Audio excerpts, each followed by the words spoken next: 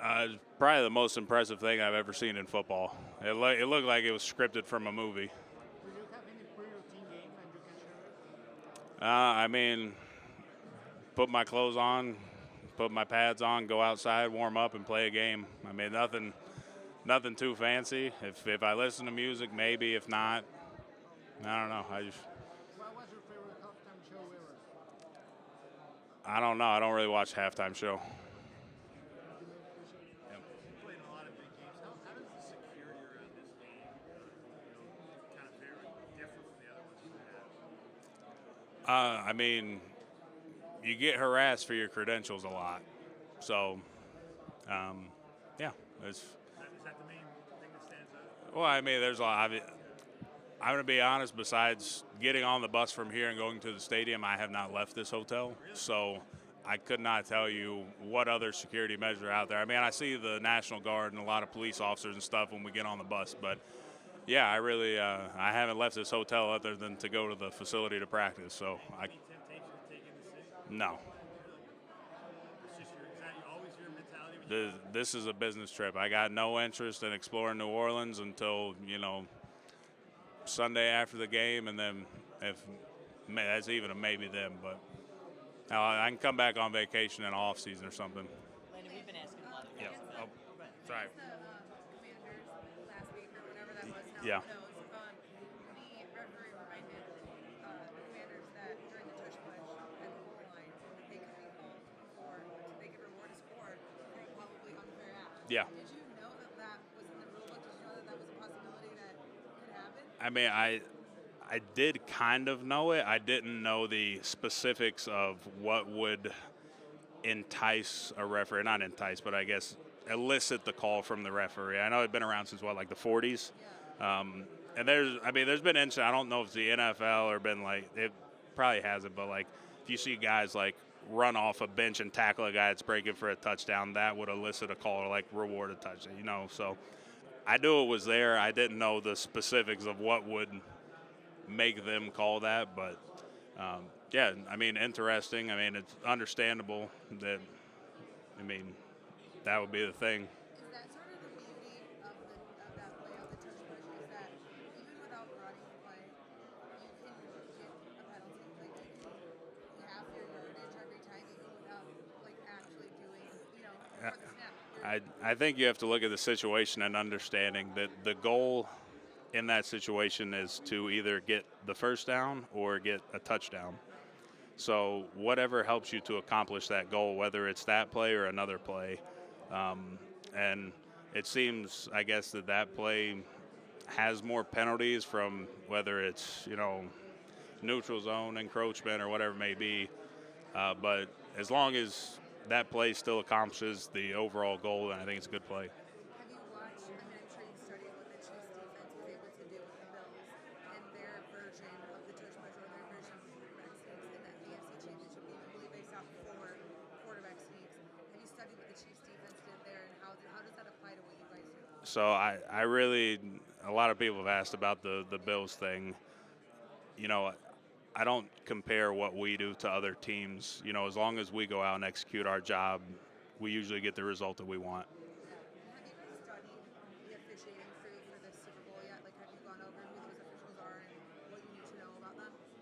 What do I need to know about them? I don't know, like their biographical. I know that teams like present, biographical info, their experience, maybe like how many flags they've thrown in certain scenarios. Have you guys gone over that? Yeah, we have. I was just curious what you thought we needed to know.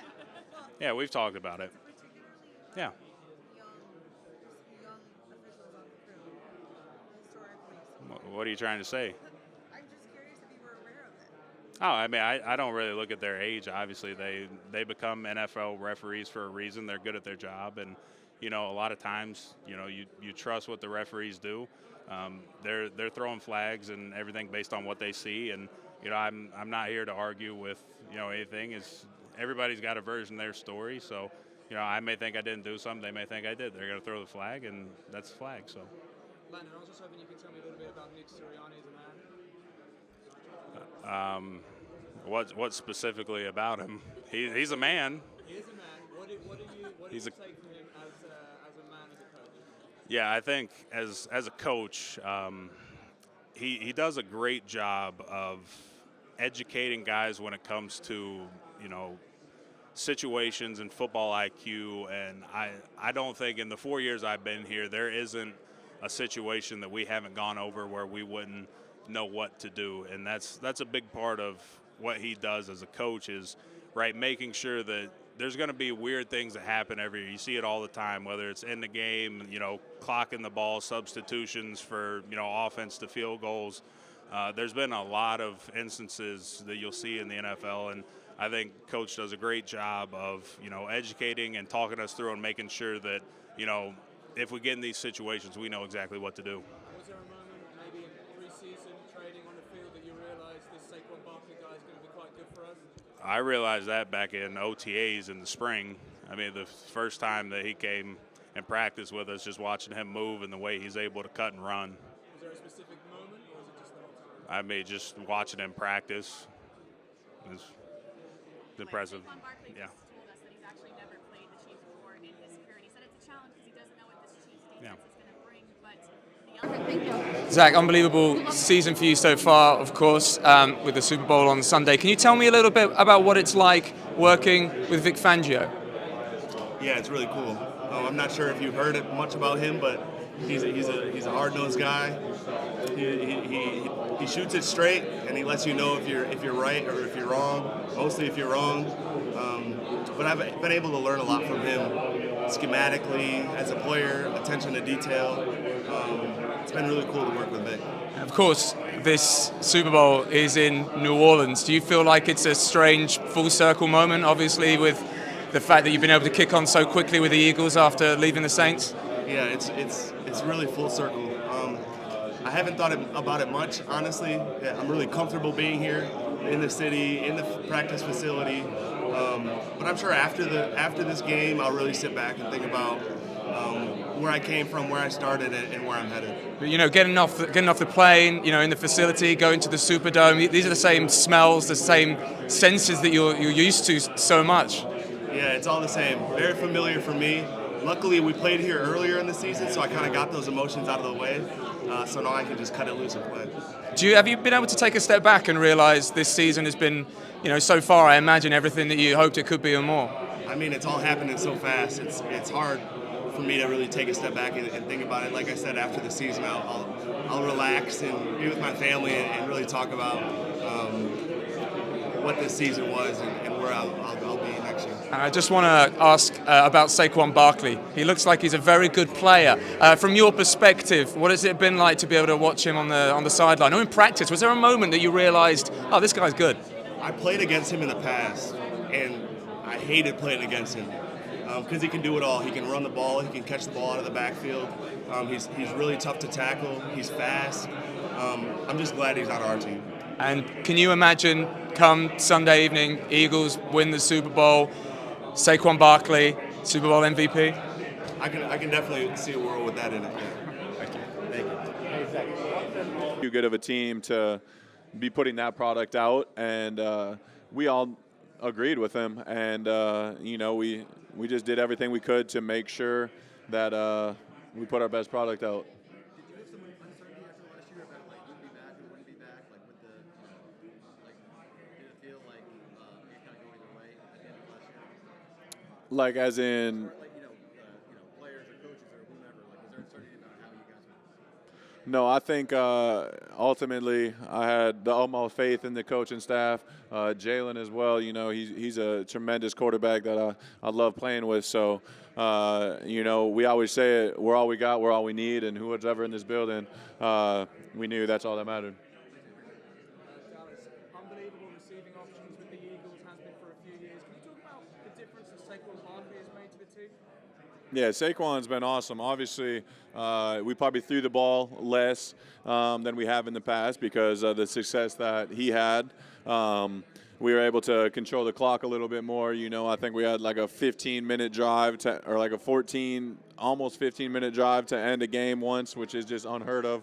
and he's been great for us. It's cool when he swings out to the flat, and everybody steps up because they don't want him with the ball in space, and it just opens up everything else a little bit more.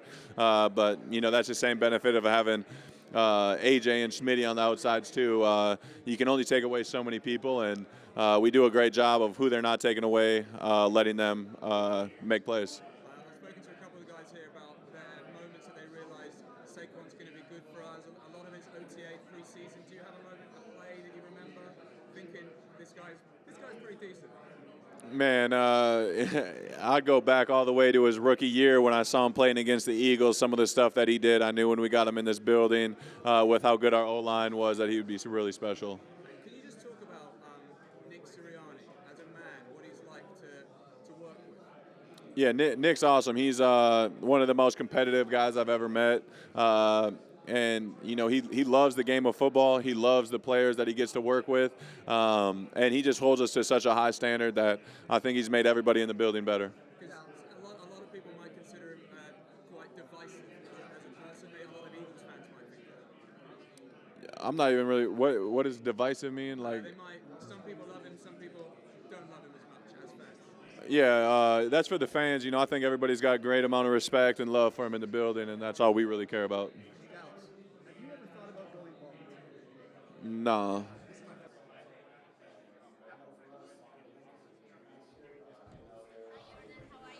Hello. Finally, the NFL is going to Montreal. Yeah. What do you think? How much the people in Australia knows about this? Well, I think we've done a good job the last, 6 or 7 or maybe even the last decade of trying to grow the sport down there, and I think they know a little bit, but the more the merrier. So hopefully this isn't a one and done.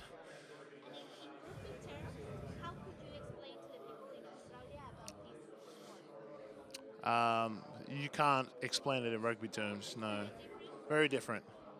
Thank you. Get a load of mates like texting you or anything saying, this is happening, excited about it? I wouldn't know. No, I said I wouldn't know. I'm just focusing on the game right now. So.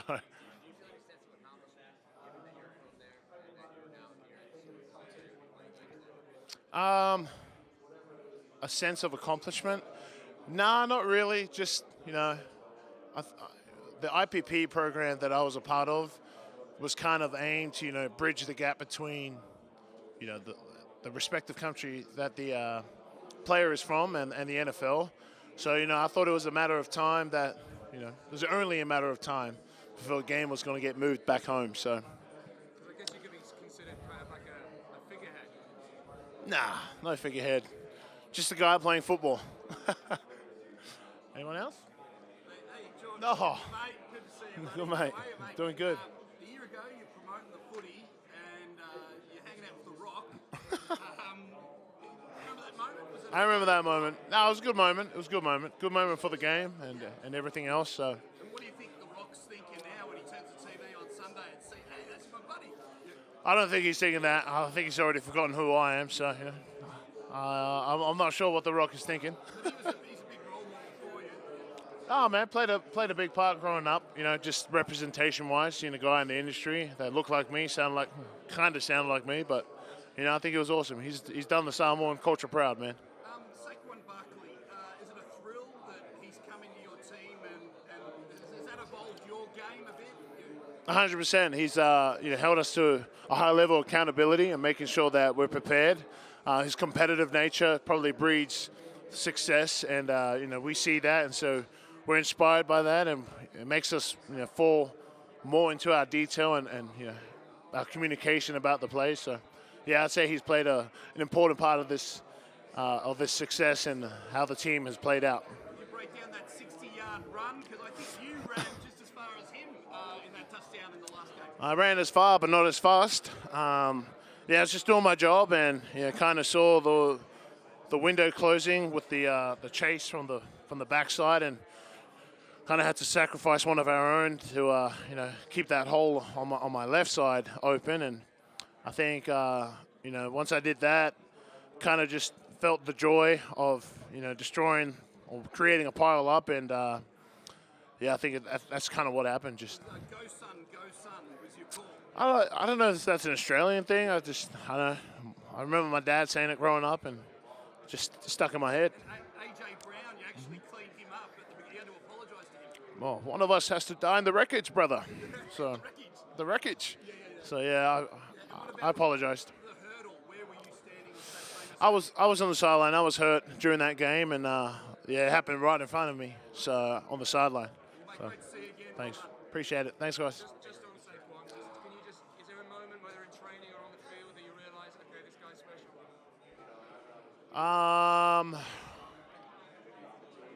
Man, probably training camp. We had a joint practice at the stadium, and he ran this wheel route. And the way he caught the ball over his shoulder with his toe drags, I mean, it's not running, but just showing us that, he's not. We knew what we were getting him as a runner, but him in the passing game too, in the open field, making that catch, just so clinical, Would you be surprised if, come Sunday, he's the Super Bowl MVP? No. I wouldn't be surprised.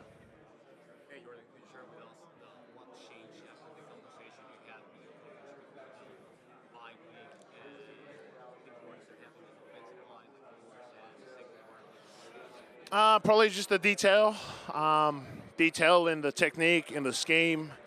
Coaches did a good job of just, I guess, after our conversation of just seeing how they could get better in coaching, and that was on them. And I think that's what really changed the trajectory of our season was when we came back from the bye week.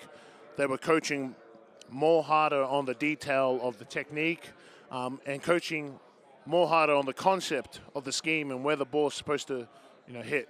So that's probably the biggest change, just the detail, finer details. Yeah, execution. Mm-hmm. I have two rapid fire questions. So the first thing that comes into your mind when you Mexico. First, I feel like it's too late now. That's bad. See, this is like a setup. That's like a setup. Margarita. Mm-hmm. Okay, and you mentioned the 5 teams that have a bird on their logo. The 5 teams in the NFL. You got the Cardinals, the Ravens, the Eagles, Seahawks, and then you said 5 teams? Wow. No. Falcons. Thank you.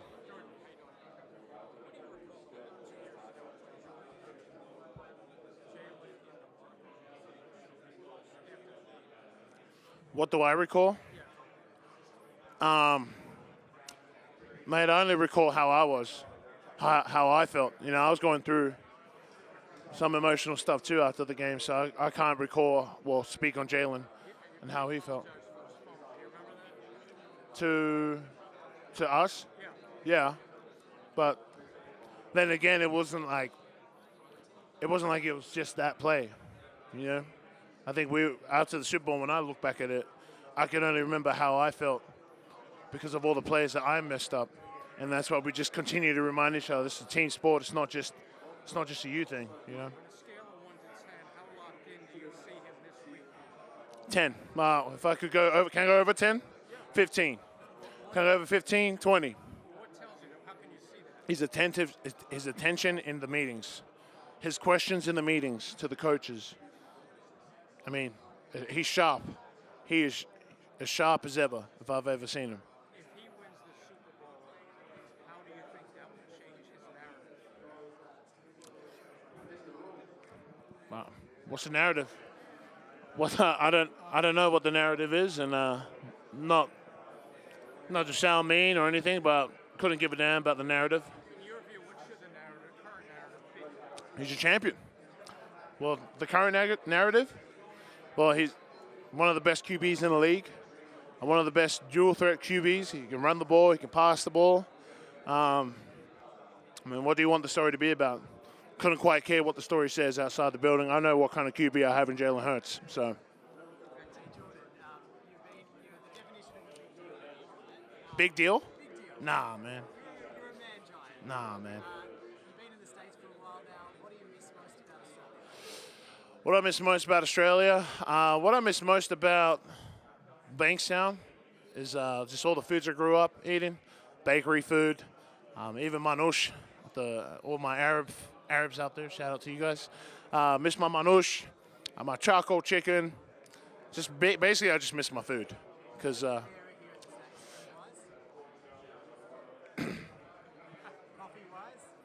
Coffee-wise, I've gotten used to it. I don't mind the coffee now, but when I first got here, I had a major problem with it.